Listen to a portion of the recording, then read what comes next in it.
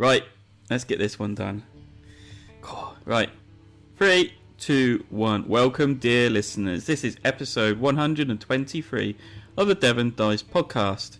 This is our second topic tapas. Trademarked, registered. I forgot. Right, etc. Whatever. It's late. But anyway, so yeah, we're doing another topic tapas, kind of, because we were too lazy to get anything really sorted out. I'm your host, Joel, and joining me on this podcast today is Sam. Hello. And Nick. Hello. Hey, we're back again. So, topic tapas number 2. It's not going to be the same as last time. We're going to talk about games played. Get another lot of in. So we're actually talking about board games. We've got another question from Lewis Holt. And we're then going to go through what else we've been watching, more or less, or reading, depending which one you want to look at it. But yeah, so I was meant to put that in the news. Forgot about that. Did you realise, not the podcast we just recorded, the podcast before, we mentioned no clank. Oh no, we've broken the curse. That's a good job. I'll cover that this time. Don't you worry. Yeah, and I just subtly covered it the last one as well. Yeah. Direwolf clearly not putting out enough things. No. Can't link it enough. So what we've been playing, I recently picked up, and it's all Sam's fault, Fox Experiment from Meeples Corner. As I alluded to, Sam was a little bit disappointed because he doesn't need now to teach me it and show off his copy. I picked it up from Meeples Corner because he just got new stock in, and I was just like, oh, okay. And then it also got in the Star Wars Unlimited new trading card game, which I thought, I was definitely going to pick up a starter set and a few bonus booster packs for that. And then I was like, oh, if I get it to £100, I can get free shipping. I'll stick Fox Experiment on there. Save myself £5 by spending 55 quid. Oh, I love it. Love your maths, Joel. Very good. So yeah, we tried to play it the Wednesday just gone with our friends Nigel and Karen, and we got through three-ish rounds, and it took ages because we were trying to I was learning it from the rule book. I had read through it, but like I think sometimes it's just so much different when you start playing it. It's like, well, how does this work? How does this do this then? Oh, but what happens at this bit when you get to this? And it's like, oh, okay. So, we basically learned it, played it. And the outcome was that they were excited to play it fully next time, which is always a good sign. So it just took a while for Nigel to figure out what he was marking off and why he was marking off on his cards. And good fun that night. And then me and Claire actually just played it again today, this afternoon, 2-player. Which was a bit more spicier because you then got an AI component going on as a kind of get in the way kind of system. So, which I thought was quite cool. And it worked all right. I thought there's a little bit of upkeep, but it was still enjoyable. And there was a moment halfway through where I thought Claire was like, she's going to say she hates this game. So I was like ready to back out of my pledge on Game Found. But I got through to the end. I won. And then I said, so did you like it? She's like, yeah, I really enjoyed that. I was like, okay. Take finger away from mum backing. And so yeah, it was good fun. I really enjoyed it. It was... Yeah, I can see why Sam really enjoys this game. It's good, nice. I don't know what it is. It goes at a nice clip, basically, doesn't it? It does, yeah. And I think the marking, like the marking of the, I think the bit for me is that it's the marking of the traits bit is the fun bit. You roll the dice, see what what you've bred into the foxes. You just simply tick it off on the card. You name the fox. So kind of like you're instantly attached to it a little bit more than you would be, just by doing something else. And then for the gamey part, you've got the right. What upgrade am I going to unlock now? Stuff. So like it just pushes the right gamer buttons just enough to kind of feel like a full experience when it's actually a relatively simple game, really. Yeah. It is.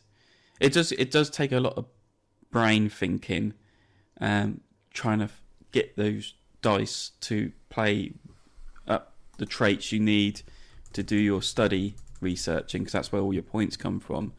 So it's like, if I do this and mix this one together, it really does work. So yeah, it does. It can take some brain power doing that dice manipulation, but I really liked it. I do love naming the pups as well. That can be a really good fun bit. So that's the smallest bit of the whole game design, and that's the bit you enjoy the most. It's just and like I alluded to in the previous episode that didn't raise a laugh from anybody. It's the bit that takes the longest in the whole game. Yeah. Indeed. It does. I mean, even when it's like Claire's like one of these, she hates having to create characters. So she's not an RPG player, and she hates create that and then naming it. That's the worst bit. Even when we're playing Clank Legacy, and it's like, now you name this card that you've just got. She's like, oh really? Can't I just randomize it or something like that? I was like, yeah, there's probably a random name generator in there somewhere. Yeah. But it was funny. She then just takes like part of the father's name and the part of the mother's name and combines them together. So she just does that element. She finds that quite funny. But yeah, Karen got a gingered pup from two white foxes' parents, and then named it Harry, who's your daddy, kind of thing. So I thought it was quite funny. But that's cool. Yeah. So yeah, Fox Experiments gives a big thumb up for me. Yeah, that's one I'm gonna have to try. Looking forward to some more plays. Need to try at some point. Yeah, cool. So my play game. We played this with the Monday Night group a couple of weeks ago, and this was Dale of Merchants, and this was the Dale of Merchants Big Box Collection set, which Mark brought along. And I have played the original Dale of Merchants, the first release set way back when it came out in 2013 or something, I think. And it was fine. It was right. And they came out with two more sets, I think, after that, with different decks. And then this is a collection of all three of those, so you have a lot of decks. And this is basically it is a pure deck builder where you are building up your hand with buying cards, and then at various points you are having to build stalls which are numerically add up to the power of each card. So you want to build 8 stalls with total values of 1 to 8 in each of them, but you can only have 1 suit in each of those stalls. It is mechanically, it works fine. There is a nice app that you can get that will select you an interesting mix of decks to use, because you pre-select which decks to include based on the player count and shuffle them all together, and that gives you your deck that you're buying from. It's kind of like a river deck build that you're buying from. So that app is quite nice, and we selected one, a game that was going to have a fair bit of interaction, kind of a little bit of take that just to make it fun, and somehow we managed to get a deck which was almost all interaction and attacking other people, because it took considerably longer than it should have. We played it for probably an hour and a half. It should finish between 20 and 60 minutes, and I think it took us an hour and a half because we kept just attacking someone else, which puts junk in the deck effectively. That then it takes a while to then cycle through to get enough cards to build your final stalls, your 5, 6, 7, and 8 stalls. And we were going back and forth for quite a long time, although it was very funny doing that because Sam was watching over our shoulder, and Sam loves Dale of Merchants, and he was commenting, how are you still playing this every 5 minutes? But it was good fun. Chris managed to pull out a nice convincing win, which was good to see. And yeah, it was enjoyable. I think I would like to see a I tried again with a different mix with slightly less interaction because it should be a more fast-paced game, and I think it would be better as a shorter game. It kind of outstayed its welcome, I think. But it does some interesting things. It's got some fun cutesy artwork from Samuel Lasso, who's also the designer. So worth trying if you like deck building. This collector's edition does give you a huge variety of a lot of different characteristics to choose from, and each of the decks is kind of themed on a type of animal, and they're all called fun things. I'm not going to be able to remember any of them. I'll have to look at them up. So we've got the fickle giant pangolins and the swindling black-headed gulls, the wealthy, what are they? Can't get their name. Wealthy tuataras, whatever they are. And they all have slightly different play style, each of these decks. They do slightly different actions. Some of them roll dice, some of them are attacking, some of them are defensive, some of them are just more points generating. Yeah, it's interesting stuff going on with that. So it was good fun. Cool. Yeah, it's always been one that I've kind of looked at and I've heard good things about from some people and thought, I like deck building, I like that sort of stuff. So I don't know. It's one that I'll probably try at some point, but I've never quite felt like I need to pull the trigger on getting a copy for myself. Yeah, I'd say it's one you want to try before you buy, because it's fun, and if you like deck building, it's a good pure deck building, with an interesting mechanic of slightly trimming your deck each time you have to take stuff out. But I wanted a bit more to it, but I don't think it was designed to be more or to be what I wanted it to be. I think what it aims for and what it does very well. Yeah. So Sam, what have you been doing? What have you been playing? I got to play my new copy of Let's Go to Japan, which is proving to be quite popular so far. It seems in various quarters. There's a lot of people getting FOMO on various Facebook groups asking if people are selling it, and everyone's going, ha ha ha, yeah, right, no. So I think there'll be a big drive on the retail edition, I suspect. So I think it's going to do quite well. But yeah, I've got my copy, and fair play to AEG. They delivered pretty much bang on time to spec. Everything's gorgeous about it. Production's really good.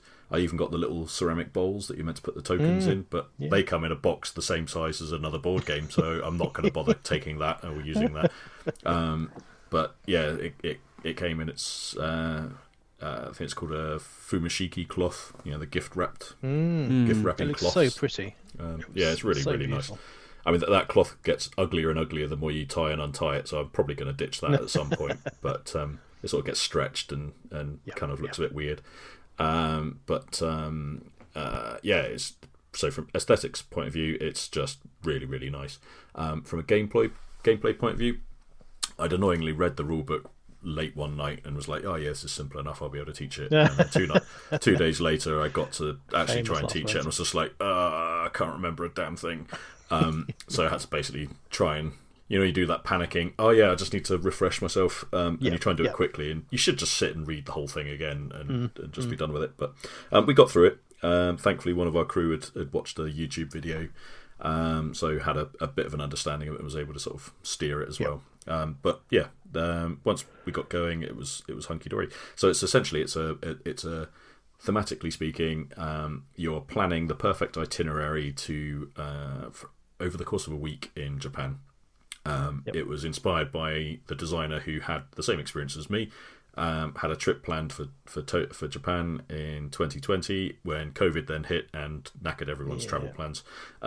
So he decided to pivot and turn his itinerary planning into a board game. And to be honest, it's one of those serendipitous thematic ideas, I guess, because it is actually genuinely really good. The idea is that you are planning a trip between Kyoto and Tokyo. Your choice of which cities to include and when to include them.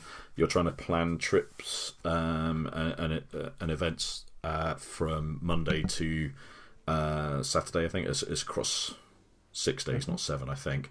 But essentially, you're going to be doing a closed draft. The round defines which cards you pick, and there's 2 decks of cards. One's for Tokyo and one's for Kyoto, and you're literally going to. So the first 4 rounds, for instance, is one of each card. So a Kyoto and a Tokyo card. You pick one, put it down on one of the days. So you might draw a Tokyo card and go, yeah, perfect, I'm going to make that I'll do that on the Tuesday, for instance, and then you put the Kyoto card on, or the rejected card, on the player to your left's board, face down. That'll happen 4 times. At the 5th round, it sort of changes, and each player will take the 4 cards that have been discarded by the other players into your hand, and you pick 2 and discard 2 to another, the next player, and so on and so forth. There's various ways of kind of doing that. The reason you'd want to play certain cards in certain places for each day is that each day will have a kind of a bonus associated to the type of card that's being played to it. So you might have on Tuesday temples as the bonus, in which case you want to try and focus on going to temples in that day slot to be able to get the best benefit. And also the placement of those cards.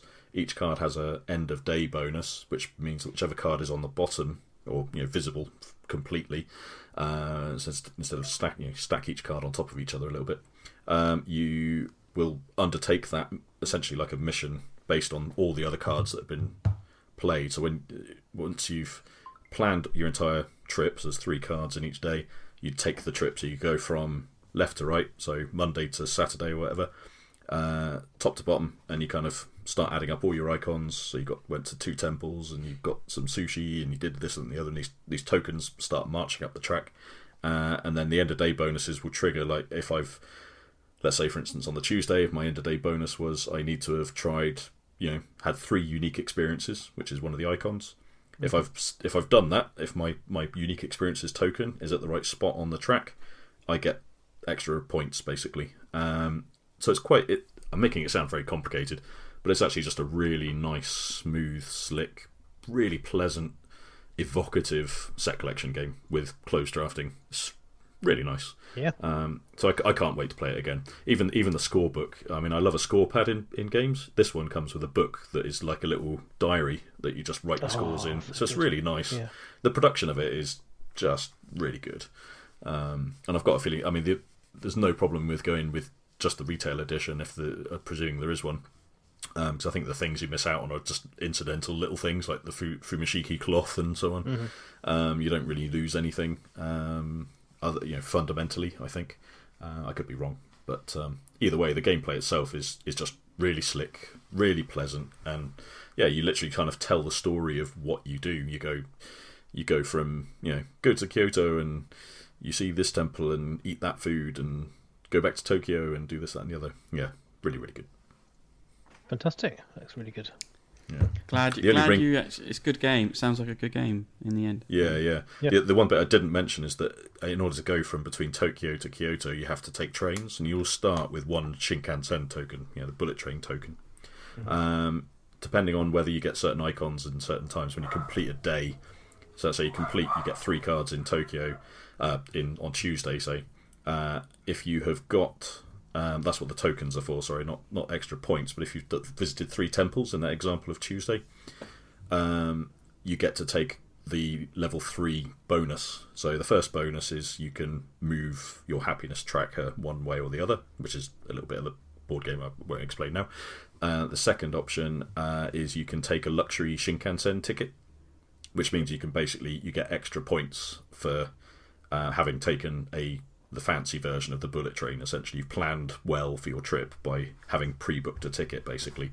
Because if you have to travel, if you end up with a position where you have to go from Tokyo to Kyoto at any point, whether it be between days or even in the same day, you have to play a token for the train. And if you haven't got a token already, i.e. you've got the ones that give you points and positive happiness, essentially, you have to take one from the supply, and it's negative 2 points. Oh no, is it negative 2 points? Yeah, it's negative 2 points. Or negative 2 happiness, one or the other. Can't remember exactly now. But either way, you have to take it from supply and go, that was an unplanned journey. We didn't anticipate it's cost us more money, therefore it's cost us points or happiness, essentially. So it's really, really nice in the sense that if you haven't planned while you're playing the cards in the right places, and go, right, I'm going to go there to there, and that means I need a ticket, so I really need to put that card there to get my bonus, which means I can get my ticket for that. So it ticks the right boxes for kind of gamers, I think, in the sense that it's quite simple, but it's actually there's a lot to think about from a tactical point of view, which is again, like we talked about with Fox Experiment, it's kind of the same. It sort of ticks those little gamer hooks that we all like a little bit. It tickles the right ones just enough to make it feel like you're playing a bigger game than you really are. It's really nice. Oh, yeah, I'm excited to try that now. Yeah, that sounds good. Definitely. 2 questions. Have you been on your Japan trip yet, or going to? November. Going on in November. Yeah. Awesome. And, so my mission is to play this game enough that I can plan my actual itinerary. Because I am actually just doing Tokyo and Kyoto.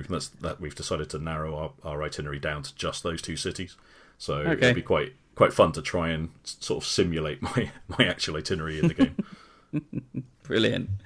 And well, when you bring it to Devon DiceCon, then I want to see bowls and cloth and everything incorporated. That's fine, because I'll be driving, so that's I won't have to worry about lugging it around on my back. So, awesome! I'm so glad it. Like I said, I'm so glad it worked out as a good game, and you're enjoying it. Yeah, I mean, it's one of those that was kind of up in the air about when I backed it, and I backed it purely because it was my experience as well. Like, it was the Japan trip that was never to be, and so on. And I thought, well, I've got to go for it just because it's Japan and it looks really nice and it kind of mirrors my own experience. So for it to actually turn out to be a really good little game was a really pleasant surprise. Fantastic. Definitely. And it also it's even sweeter when you see it like online and people getting FOMO and desperately trying to get like a copy, and you're just like, I took the risk. Right. And it paid out. For once, I'm the one. So, that's great. Awesome. So moving on to the actual real topic. Question from Lewis Holt. He asks, if a gaming publishers could do mashup of games, what ideas do you think would work? So, e.g., he said, Ticket to Ride Catan, where you don't get the longest road, but you use roads to join settlements together. I think it'd be an interesting idea, doing that. Actually, that has merit, that idea of Ticket to Ride. It does. Yeah, it could be an actual expansion, the 2 working together. So using the same kind of resource gathering to then build your routes, rather than drawing cards, you're using the slightly random resource gathering that Catan has. And trading, to try and join your routes together with tickets as well to give you points. Could do. Yeah.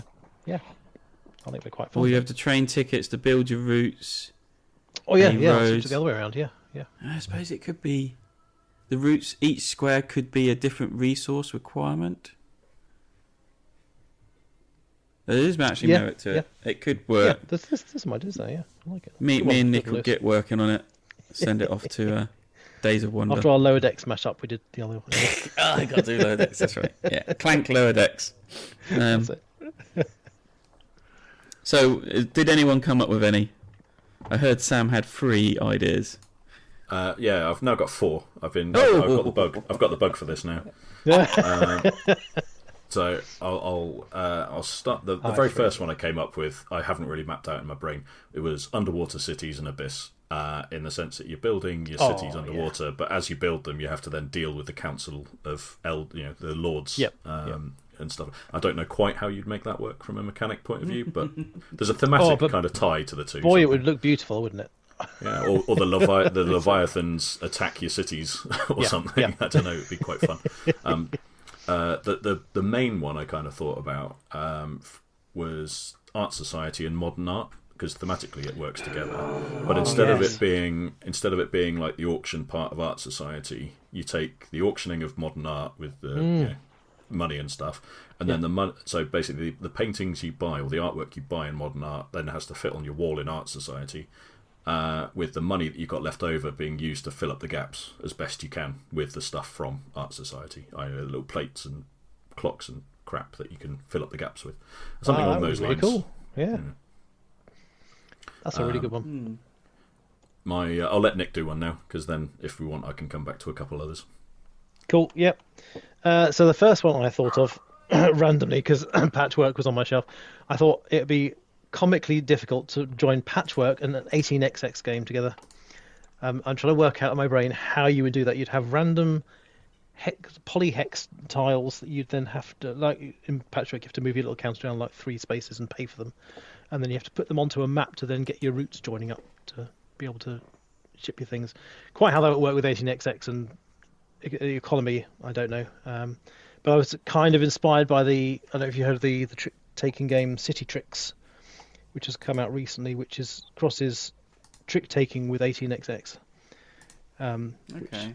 Which breaks my brain trying to think of that, but yeah, waiting to see the heavy cardboard playthrough of that. But yeah, that was my inspiration there, was have some way of having the patchwork mechanic of moving around and the big ring of strange shaped objects and then putting them onto a map to then build a train route and then try and run your trains the most efficient way possible. Yeah, I think that'd be hilarious to try. I don't know if it would work at all. That's what I came up with my first one. Joel, did you have any? Do you think of any? Yeah, so one of them is...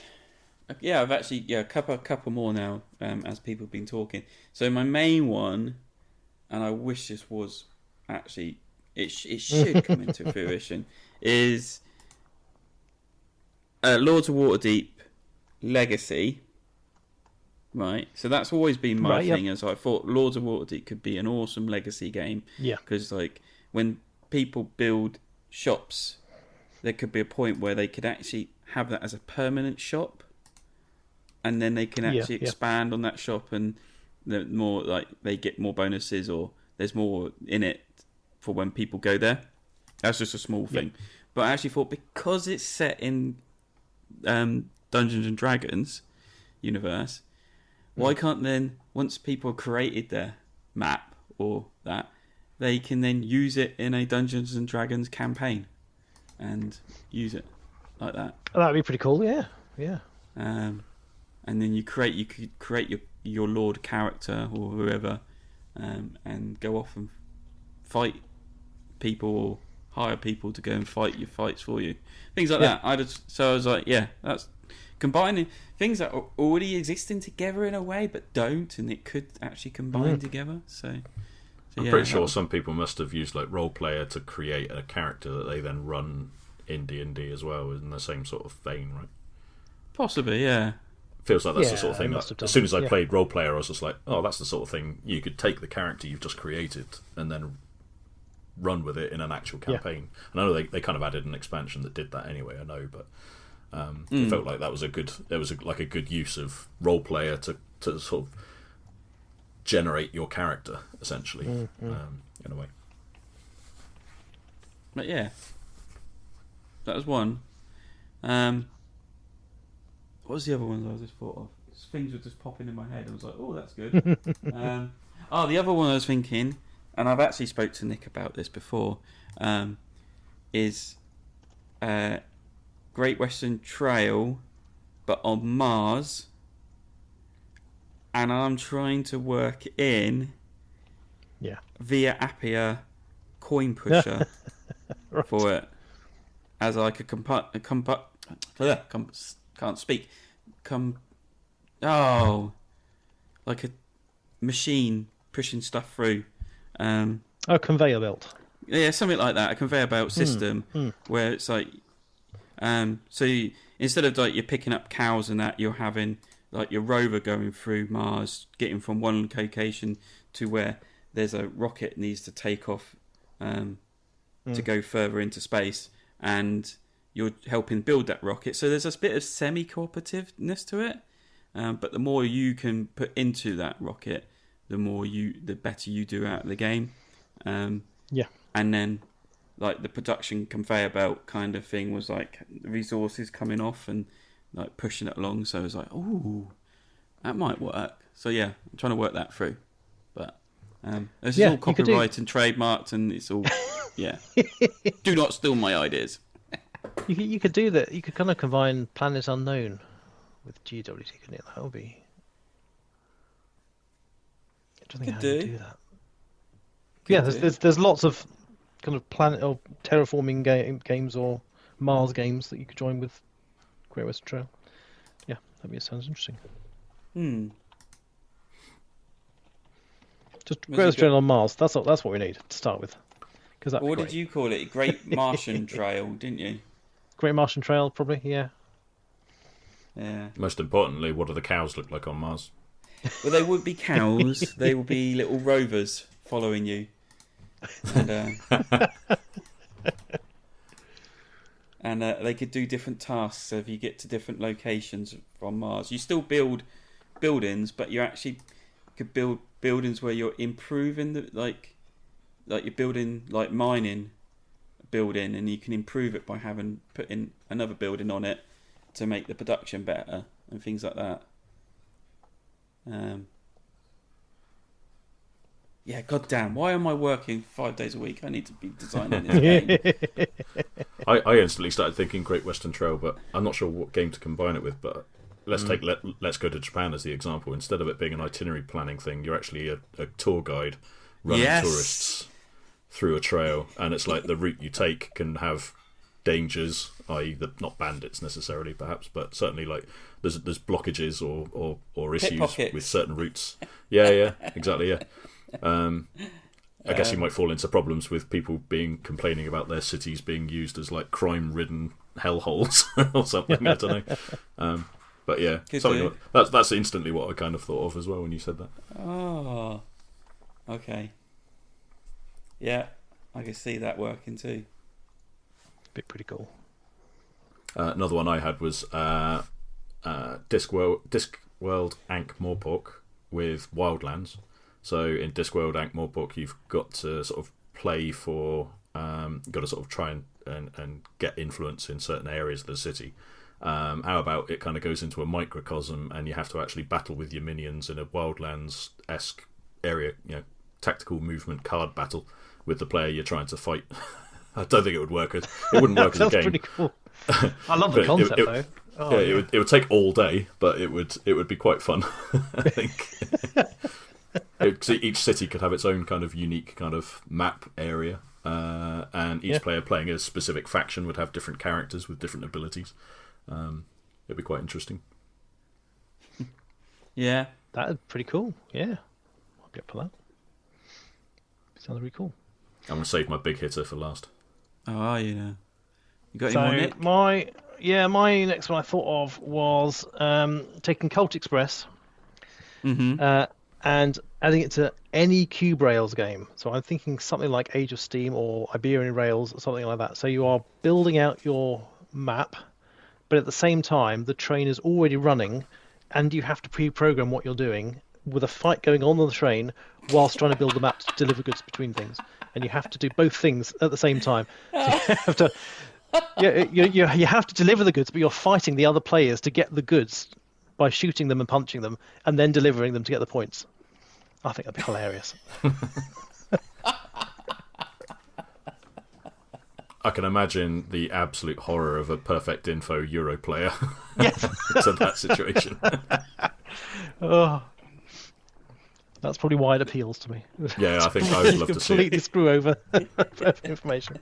I think I'd hate to play it, but I'd love to sit and watch it. Yeah.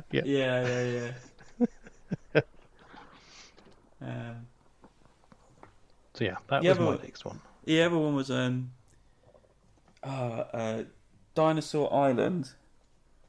Yeah. But combine not the dinosaurs, but into Ark Nova. So you're building your zoo, but you then having the visitors come in, and like the more popular your zoo are, the visitors are going to come in, and then also using those kind of like Dinosaur Island had the stands and things like that. Like you have those can go in, instead of like what were they called, the lookout towers and the pavilions. You actually have proper stands that people can go to and get you more money, and the more like where you place it all also works together, kind of thing. So kind of that element of what Dinosaur Island did about getting visitors in to go to your attractions. This is the same sort of thing, but incorporating it into Ark Nova because it's such a popular game. That'd be really cool. Yeah. I'd totally play that. Ark Nova with dinosaurs. What's not to like? No, dinosaurs. No, forget about dinosaurs. It's just a normal zoo. That's the expansion.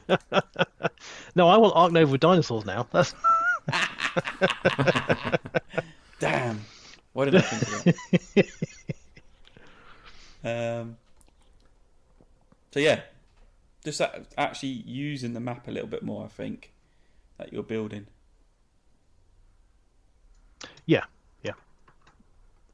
Yeah, that would That's be cool. that would make Ark Nova, I think, more thematically linked. I think it's also I actually was running the also zoo. working on like kind of the worker placement of as well. That's in Dinosaur Island.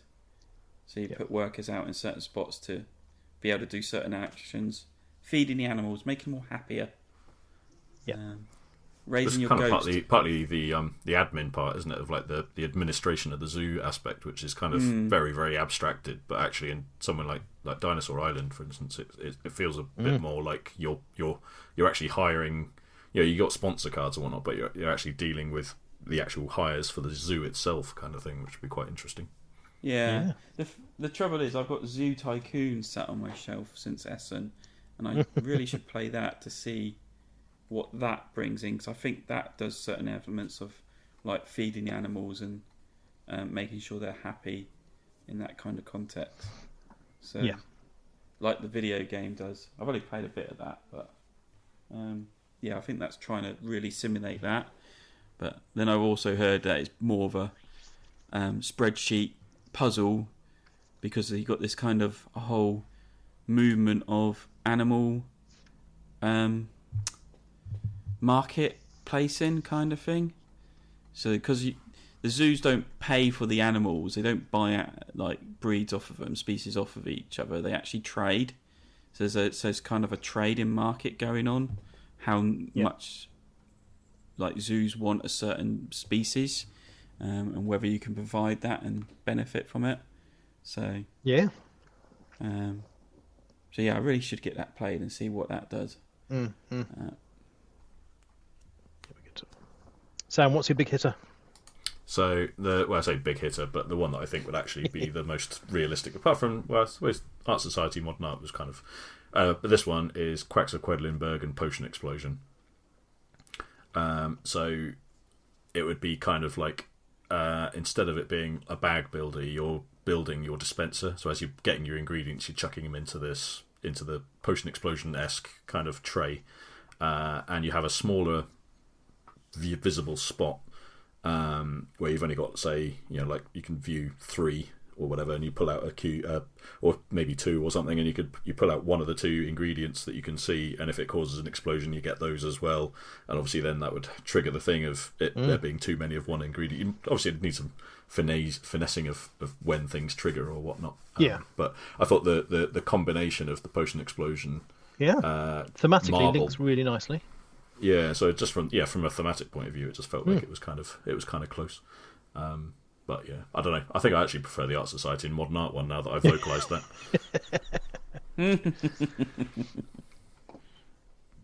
that. So I had one more that I thought of. Okay. And this was to somehow combine Star Wars Rebellion with Evacuation.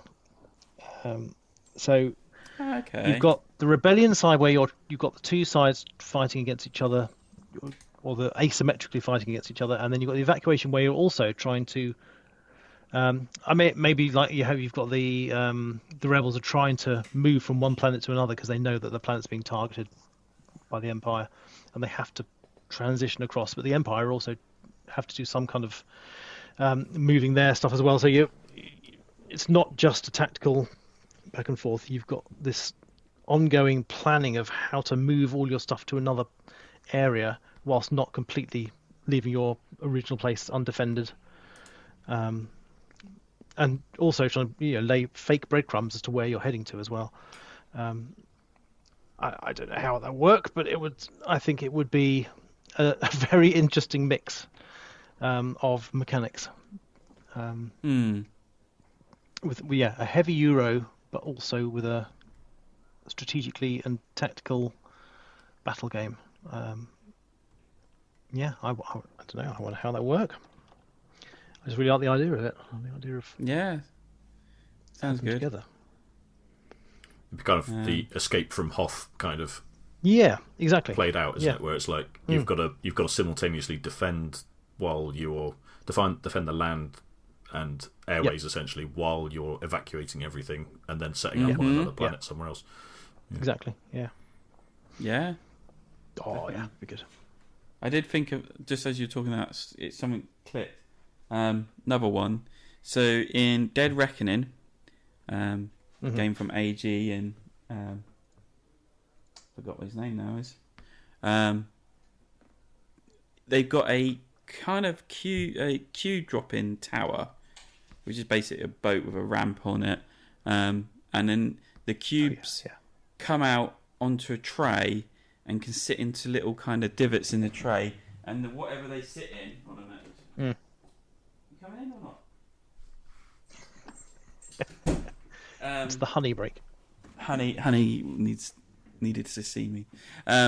Whatever divots they sit in do what, like damage or stuff like that, or give you coins or things like that. And it's not used a lot in the game. It's kind of only used. I now need to let her out. Excuse me.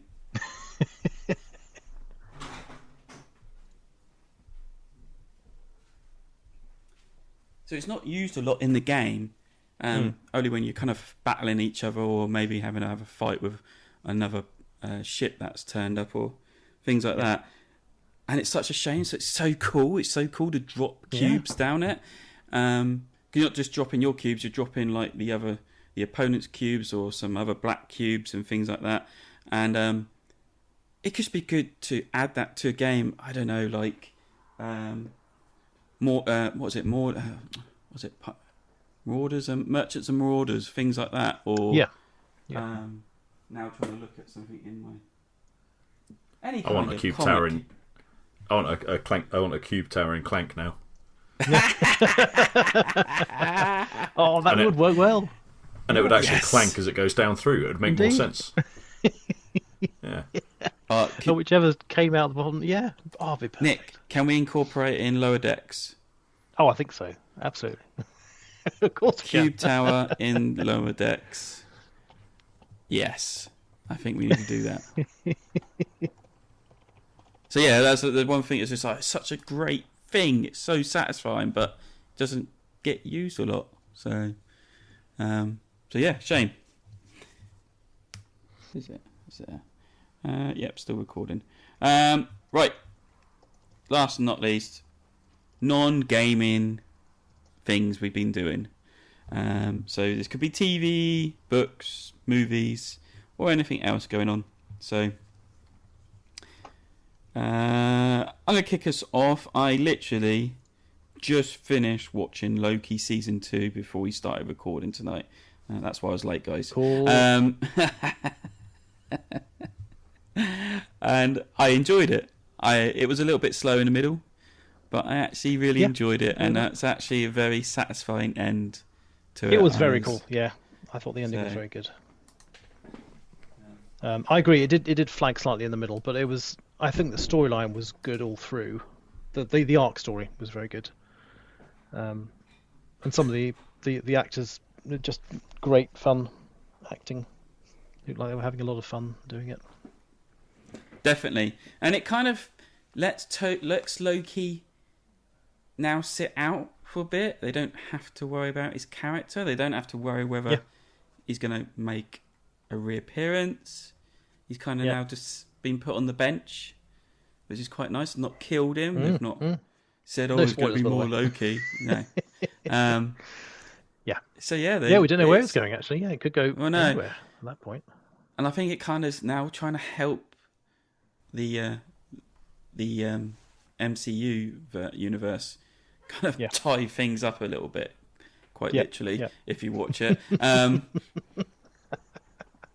And so I think they're doing a great job. It will be interesting to see where Deadpool and Wolverine movie goes with this, whether it all gets all worked in like that as well. Because I mean, I think basically Deadpool's been earmarked as like, this is how we're going to change the story, and this is what it's going to move forward as. So I'm looking forward to it on that. That's very cool. I go next. No, not many updates for me, but I did watch Damsel the other day, which is the new film with. My brain has turned off now. Millie Bobby Brown. That's it. Yeah. Yeah, from Stranger Things. So this is a film where she is playing it's described as a dutiful damsel agreeing to marry a handsome prince, only to find that the royal family have recruited her for a sacrifice to repay an ancient debt. Basically, yeah, her family is quite destitute, and they agree to marry into this princely family. And then on the wedding day, the prince throws her into a pit with a dragon, and then she has to spend probably half the movie trying to escape the dragon and discovering all the previous princesses that have been thrown in there over the years. And it's very good. I quite enjoyed it. I think it could have done with a bit more storyline in the middle bit, which was basically her and a CG dragon, and the dragon was done very well, but it lacked a bit there because it was just her. There weren't many other characters at all interacting with her. But overall, I think it was an unusually satisfying ending. Actually, they don't go through the classic trope of it's not a Disney ending, I'll say. No, right. Yeah, it's a good turn from her. Yeah, so I enjoyed it. It was well acted. Always good to see Ray Winston in stuff. He was funny as her dad. It was really good. So yeah, worth watching. Yeah, it's on my list to watch. So Yeah, I want to watch that one too. Yeah, Sam, what have you been watching? For me, I made Megan watch Beetlejuice, the Tim Burton movie, last night.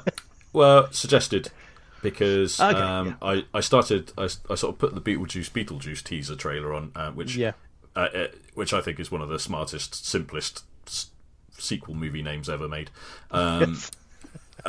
So I wouldn't say excited about seeing Beetlejuice 2, but at the same time, watching Michael Keaton have fun in a movie role, and that being quite an iconic one of his is always good fun. But I started watching it, and Megan was like, I was like, "You've seen Beetlejuice, right?" And she says, "No." And I was like, "Right, stop, stop that. Right, we're going to watch Beetlejuice then." After we watched that, she just said, "What have I just watched?" So I fully expect that I'll be seeing Beetlejuice on my own when it comes to the cinemas in September. But it is good fun. I'm not entirely sure it's aged very well. They refer to him as Beetlejuice, the character, as a pervert, which is true. But I think it was actually a bit creepy. Some of the sort of, if you can picture the bits where they first meet Beetlejuice, where they sort of zip down to the model of the town and stuff, and he's basically being super creepy, molesting Gina Davis's character and upskirting her and all sorts of things, and it's just like, it's quite juvenile even for then, but at the same time now it would be a bit like, I don't think these jokes are going to go very well. So I'm hoping they've updated the comedy aspect of it for the next one. But it did remind me how good, I can't remember what she's called now, Catherine O'Hara. Yes, yeah. She's, obviously in Schitt's Creek she was amazing. She's brilliant at that. And this one as well, it just makes you realise how good of an actress, and especially a comedy actress, she is. Superb. She was the real highlight of the whole film again for me on the follow up watch. But yeah, it was fun to see it again. It's been an age since I've seen it, but I'm not entirely sure Megan was that impressed. I actually again just finished watching another series. Really loved this. Incredible in storyline for it, and it's Invincible season 1. Season 2 is out, and I'm about to watch that as well because I don't know why I put this off so much, but people told me it's great. The voices, there's just star-studded cast of voice people behind it, and it's really weird to think Omni-Man, who is like the main superhero in this, is voiced by J.K. Simmons, who's like usually famous for doing the news reporter in Spider-Man movies, kind of J. thing. Jonah Jameson, yeah. That's it, J. Jonah. So, but he does such a great voice that, yeah. So cool. And then I was just looking at the cast, and I was like, oh, guy does his son is in Walking Dead, and the girlfriend is Domino from Deadpool and things like that. I was like, this is amazing cast. But just as I say, the story's great. I mean, it is a superhero storyline, very based on the DC comics in a way. Like you can see, like they're kind of alternate versions of DC heroes. Because like Army Man is like Superman, but without heat vision and freezing breath, but everything else. And yeah, it's kind of like a family growing up, the son getting his powers and figuring out life as well as trying to be a normal person as well. So it's that, but there's also a very good story behind it, and I loved it all. So yeah, that's Invincible Very cool. season 1. And looking forward to season 2. Nice. My last bit that is worth talking about. I've got a feeling I may have talked about it already on the podcast, but it's bears repeating. Murderbot, which is a series of novels by Martha Wells. They are soon to be converted into TV for Apple TV with one of the Skarsgård clan as the Murderbot character. But Murderbot is essentially it's sort of built on a premise of there being android kind of constructs that are, for all intents and purposes, people, but not actually people. Not treated like people, they're treated like property. They are essentially created for security purposes or combat purposes or whatever. And in this one, Murderbot, the character, he calls himself Murderbot. He is a security bot that has self-hacked himself. They've all got like this thing called a governor module, and if they misbehave or don't follow their orders correctly or whatever, the governor module punishes them or freezes them or whatever. He's hacked it so that he can, it doesn't affect him anymore, which basically means he can do what he likes. And what he does is does what he's told anyway, which is kind of like an interesting take on sort of social programming. But what he really wants to do is stand around just watching soap operas, future soap operas. But he ends up getting dragged into a series of strange kind of events and intrigues and whatnot. The very first one is basically him on his security detail on a planet trying to protect some scientists, and then the corruption of companies and whatnot, that intrigue and corporate intrigue and stuff like that happens. I'm not going to go into detail of all the other things that happen during the series, because it's well worth reading for those that love sci-fi. They're really, really good. But I'm just really excited that they're going to turn it into a TV show. So I'm now onto the final book of 7, I think it is. They're all quite short. There's only one that's longer. There's one that's about a 400 or 500 pager. The rest of them are all kind of like in the 100 and something to 300 page range. So they're generally quite short. But I'm really excited for the idea of there being a TV show, and the fact that there's 7 books for them to kind of mine through for the TV show. If it proves popular, there's quite a lot for them to do. Super good. Highly recommended reading for sci-fi nerds. Very cool. Though maybe not Lewis, because he seems to hate sci-fi, even though he says he reads sci-fi. So, yeah, I'm just finishing off Lump Sucker. Fantastic. I think I got to epilogue now, so yeah, get onto that once I've finished that. My last ones is, I actually thought I finished this series, but Nick's just informed me the 4th season is about to drop, or they're making it. And it's Upload. It's a comedy, sci-fi, futuristic take on people being able to upload their consciousness onto a server and live out the rest of their life in like a virtual world. It's a brilliant concept. It's really great. Like it looks at that kind of side of it.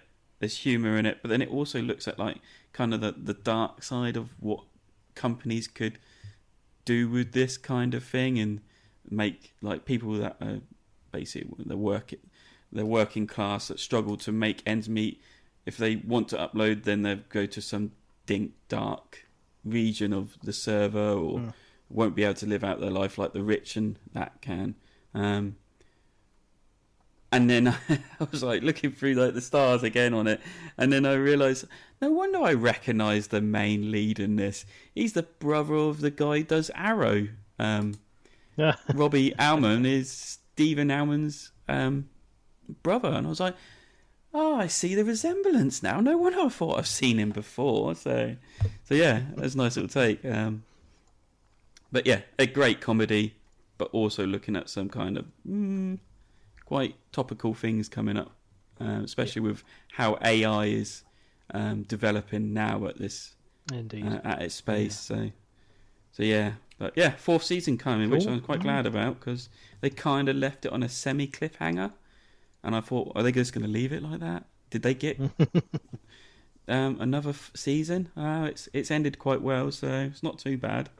But so yeah, 4th season and that coming. And then my last one is, they're called toppers for droppers, bottles, paints for miniatures. Stormtrooper rolls edition. off the tongue. It does. So I saw this idea. So I've got the fast paints, like Lewis got contour paints. I've got the Army Painter collection, which is speed paints. So they're basically, they put a layer of paint on, but they also do fill in the gaps or fill in the crevices and make it darker, and they don't sit on high peak bits. So you basically, in one paint job, can get shadow in and light in all in one go. The only trouble with I find is like the paint on the pitch on the side doesn't really represent how they come out. And I was like, I really wish I had like miniatures. I've seen when people have been demonstrating on YouTube, they like print out a load of miniatures and say, oh, this is what it looks like on this miniature. I was like, yeah, but I don't really want to do that with a load of miniatures. And then I saw someone on Facebook say, yeah, look at this is a good idea. And they're little miniature like heads that fit on top of the bottle caps of the droppers. And then you basically paint it of that colour, so then you can just look at it. So that's how it's going to look like when it's painted and dried. Yeah, that's the colour I want, kind of thing. So yeah, I ordered these off of Etsy. It took about 4 days to deliver, and they're really cool. I've just primed them. Now, they're very cute little things as well. Yeah, Stormtrooper heads. Little Stormtrooper heads, and I'm just going to now put them on the bottle caps and paint to my heart's content. So this will probably be the first miniature set I actually complete. But so yeah, it's quite a good idea. I mean, I was hoping to do it once I got my 3D printer, but I don't think I'll be getting mine until May-ish now. So right. So yeah, I just went and ordered my set from Etsy and got those. Cool. Yep. Very nice. Yeah. Just come back to upload. That's now on my list because I realise now it was the creator of Parks and Rec, so I'm 100% in to try that. Cool. Awesome. That's great. I actually got Sam interested in something I've been watching. Doesn't usually happen. It's usually Sam giving me the big list of what to watch. So yeah. I think that wraps up another show, guys, isn't it? I think we're done. Yeah. Let's do it. Yeah. Indeed. So thanks for everyone for listening. I hope you enjoyed this episode again. Maybe we might put together a proper episode of a podcast in the future and be more productive. So yeah, if you want to know any of the links, we put all the links in the show notes. Again, if you want to message us in any way, you can find the links in the show notes.